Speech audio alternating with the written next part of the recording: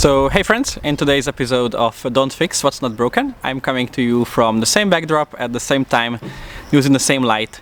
And today I kind of wanted to take you on a little journey that I thought through during the beach time that we had with the guys. And the intention today was just to get some journaling off of my chest, just like to get a better feel of how tired I am and what are some stuff that I need to think over and stuff like that. And I had a pretty interesting thought that I felt like I wanted to explore more, and that turned into about 3 pages worth of scribbles and flow diagrams and all the good stuff as it goes. And then I decided, okay, I do want to make a video about this, but I cannot just present the complete incoherent babbling that was that session. So I decided to clean it up a bit, and then now I think I can present my ideas in a reasonably coherent manner, but I guess you'll be the judge of that. So I first started, I have notes, that's why I'm keep looking down. So the first piece of the puzzle that I thought about was that your brain cannot distinguish imagination from reality. And what I mean by that is, for example, when you say something sarcastically, your brain doesn't know that it's not true. When you say the words, you just can't, your brain has no way of telling if it's something you actually believe or if it's just a joke. And that is why you have to be very careful when you make like sarcastic and like self-deprecating comments, because it actually affects like how you perceive yourself. Even though you make it as a joke, your brain cannot really tell the difference.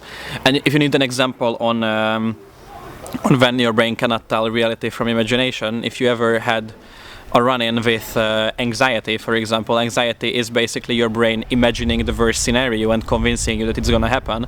So it's pretty real, and most of the stressing that we do in life is something in the similar vein. So it's very much real. But the joking part was something that I haven't explicitly considered before, with regards to like making self-deprecating comments or just being really sarcastic in general. There was a visakanv tweet about this where he basically said that like you can shape your reality through the words you say and the humor or the jokes you make, so you might as well just joke yourself into the best possible outcome instead of getting to the worst one, which I really liked. But a more closer example is when in a few years back, when Yeet as an expression was just making the first appearances, the physics study group that I was in started using it ironically, obviously ironically, but that didn't go so well because we used it so much ironically that our brain actually started using it on its own. And I'm pretty sure you had something similar experience-wise by starting doing something ironically and it turning very real very quickly. So that's something that was just a little tangent of the first idea, that your brain cannot really distinguish reality from imagination. And if we continue down that train of thought, I do really think that this could be a good way to frame why reading fiction is very valuable. Because like it's kind of like as if reading fiction has become this luxury, so to say. Like if you are serious about self-improvement and productivity and whatever, you don't waste your time reading fiction, but instead you read some non-fiction, like something serious, something about finance or psychology or something. But I do think that we can get inspired by the heroes that we read about, because when you read a compelling story with a compelling hero that you can relate to, that becomes the reality for your brain, at least for a while. And I do think that it's very good to expose yourself to heroes, like characters that inspire you. I'm a big fan of reading fantasy precisely for that reason, because the entire genre is basically made up of the hero's journey in its entirety. So I really like that. But if you're not really into fantasy, you can also start with some biographies. Just find someone who you think inspires you, or that you think you like the vibe of, which is not a very easy thing to describe, but nonetheless, like, just find someone that you like and read a biography from them, and that can be a good way to make their acts and behavior and values your reality for a while. And if you do it enough, you can have a better control over like your behavior and like how what you read shapes your behavior. And that's actually a perfect segue into what I actually wanted to talk about, which is the effect of your information diet, which is extremely like overdone, obviously. Everyone knows that, you know, like you should read, like you should be careful on what you consume information wise, what you read and what you watch and what you listen to. But I do want to dive a bit deeper into it because I do have a few thoughts on it. So there are two sides to it, in my opinion. There is like the more mental health or the mental side of the equation, and then there is the creativity side of the equation. And I do want to tackle the mental side first because I do think it's a bit easier. I think when it comes to protecting your mental health while still keeping up with any kind of online discourse, the first rule of thumb is that like don't engage with hate in any meaningful way. So if you see something that you don't like, the best way to go about is just don't engage, just, you know, mute, block, hide, whatever. Don't give them engagement. And there are two reasons for that. First of all, again, your brain cannot distinguish reality from imagination. So if you engage with hate, you automatically assume that as truth, and then it becomes your reality even for a while, and that's not really good for you. But the other more pragmatic reason is that social media algorithms thrive on engagement. So if something gets a lot of hate comments, what the algorithm sees, it got a lot of comments, and that's just gonna make it even more apparent. Obviously, this is not to say that you shouldn't read anything that upsets you, in the sense that like it's very good to be confronted by stuff occasionally to keep your thinking. Oh, I kicked the tripod, I'm sorry. So it's good to be confronted in your own thinking occasionally, but I do think that when you engage with something that upsets you, it's good to assume a positive frame instead of a negative one. Shout out again visakanv for that. In introspect, read introspect, it's great. And what I mean, for example, is that when you read something hateful, and you have to engage with it or think about it, it's much better to assume a positive frame. And I say positive frame, the example I have, you know, you read something that is very hateful towards someone or a certain group of people or something, and you can start thinking about it in the sense of, oh, I wish there would be less hate in the world. But doing that, you kind of prime yourself to only notice the hate side of it. But the less hate can also be framed in a positive way, which would be more kindness in the world, you know, and then you automatically prime yourself to notice the apparent, like there is kindness in the world. I know it's hard to believe occasionally, but there are good people out there, quite a few. But it's much easier to notice this kind of stuff when you assume a positive frame, like an additive frame instead of how do you say that? A subtractive one, maybe, I guess. So yeah, that's the mental side of the thing. So if you engage with something that upsets you or something that's hateful, just try to stay in a positive frame and look for stuff that you want to see, like the focus on the things what you want to see more of. That's the wisdom. And I think it's a really, really good advice when it comes to information diets. So that's the mental side of the things.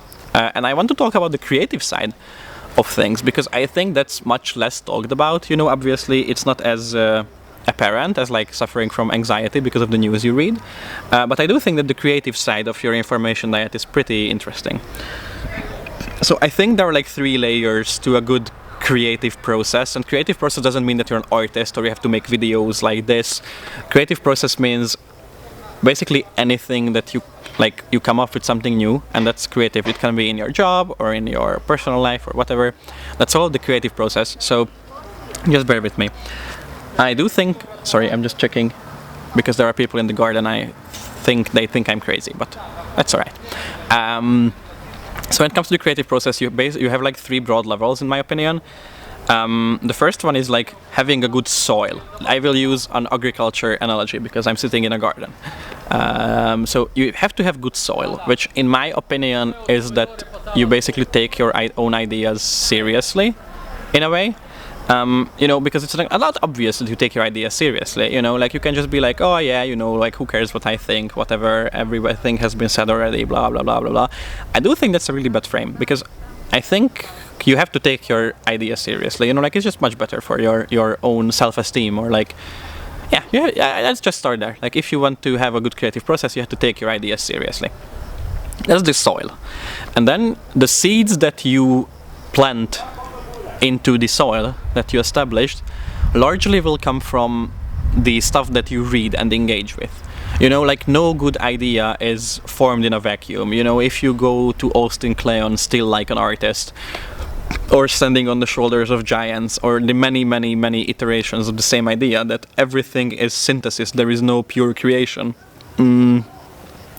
I do think it's very important to take into account what kind of materials you read, and you want something that's thought-provoking, that's has layers of complexity. Of course, there is a time and place for, you know, like cheap thrills, and I'm as big a sucker for, you know, like quick read Scandinavian crime novels as the next guy, but there is just something about reading something that just like makes you think.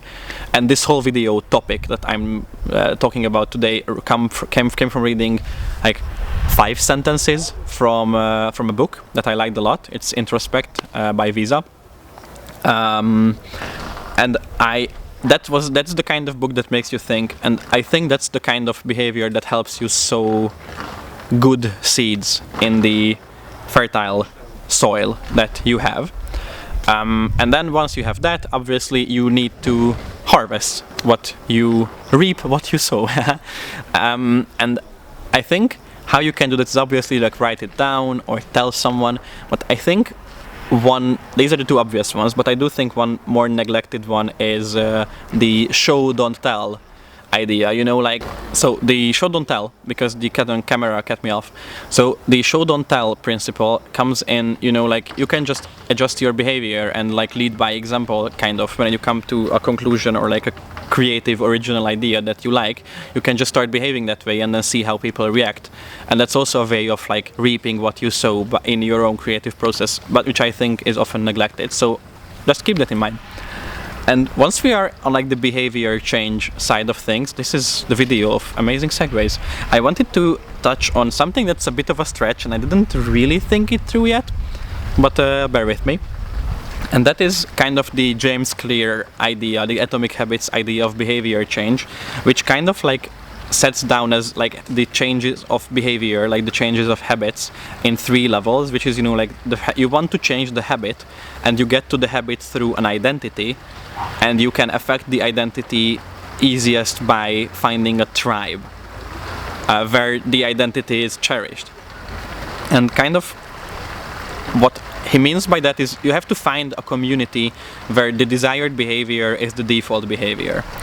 And this community can be like made up, in the sense that it can be, you know, like reading fantasy books where the behavior that you like somehow is in there. But a bit more tangible idea to demonstrate this is online communities. So when we were building a startup with a few friends, it did not go particularly well. We kind of underestimated how much work our life is gonna be before we took on a startup.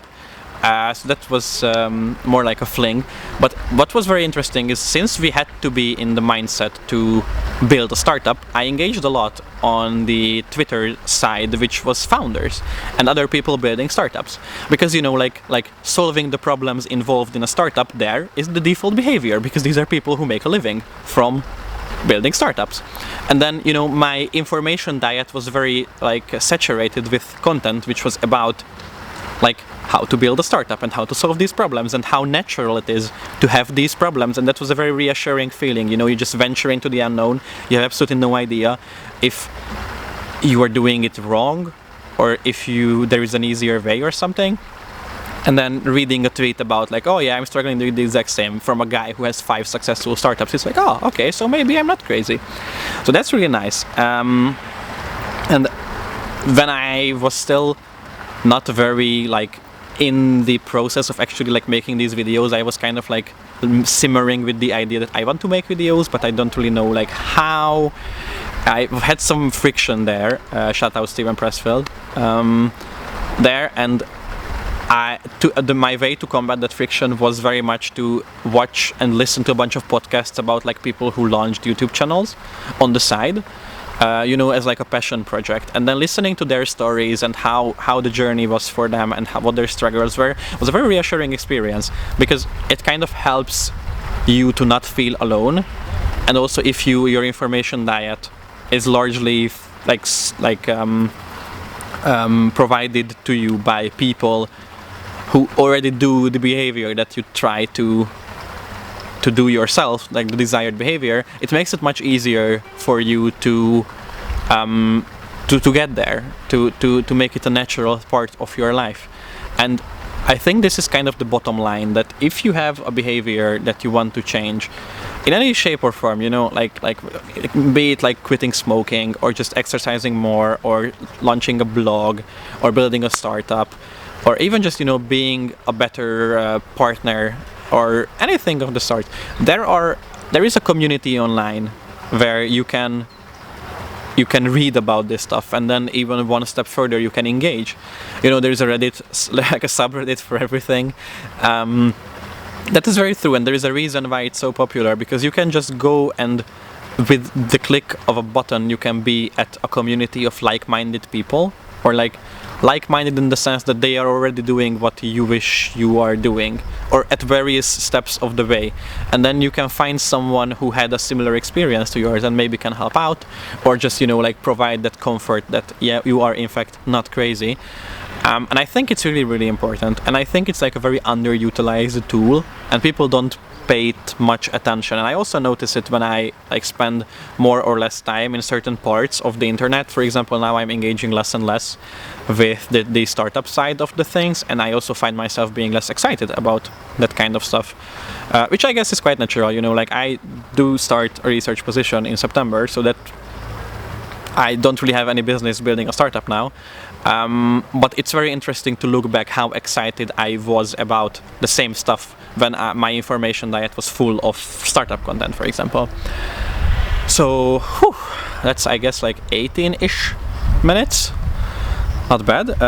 This was the TLDR version of the thinking today. Thank you very much for bearing with me, and I hope to see you next time. Ciao!